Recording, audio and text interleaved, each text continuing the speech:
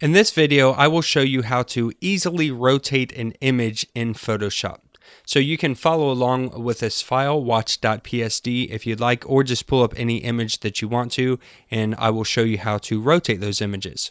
So if you go up to the top, you can click on image in the menu bar, and then you can go down to image rotation. And it gives us a couple different ways that we can rotate. We can do 180 degrees, 90 degrees clockwise, 90 degrees counterclockwise, arbitrary, flip canvas horizontal, and flip canvas vertical.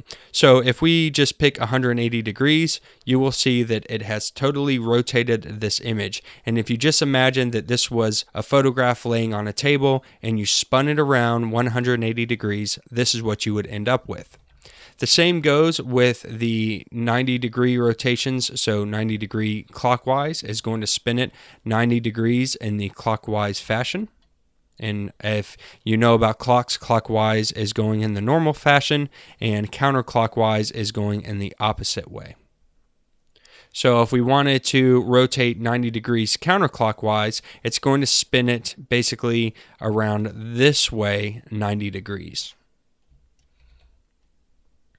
We can also go up and we can flip the canvas horizontally and vertically. This is a great way to mirror things. So if you need something mirrored, this is how you would do it. It's basically if you were to flip this around and see the image from behind, you would have this mirrored image here. That's flipping it horizontally. And then we can also flip the canvas vertically. And as you can see, it's not changing the pixel dimensions. This is actually a 1920 by 1279 pixel image. That's not changing. It's just the way that we're flipping this image around, and you could do any combination of these. You could rotate it 90 degrees clockwise and flip it horizontally and get an effect that way. And then finally, we can use an arbitrary number, which means we can punch in any number that we would like to rotate this image. So we can rotate it clockwise or counterclockwise, and maybe we do a 15-degree angle. We hit OK. It's going to rotate that image 15 degrees, but because we're rotating the canvas, it has to fill in the rest of the information for this size document. So when we rotate it, it actually will add in extra white space and extend the canvas for us.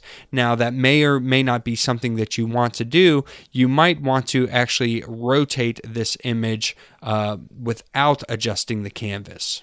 And we can do that with the transform tools, but for right now, this is just dealing strictly with editing the canvas or the image document here. Later on, I'll show you how we can use transform tools to rotate this around without adding that extended canvas there. So that's a quick and easy way for you to rotate your file or your image if you need to inside of Photoshop.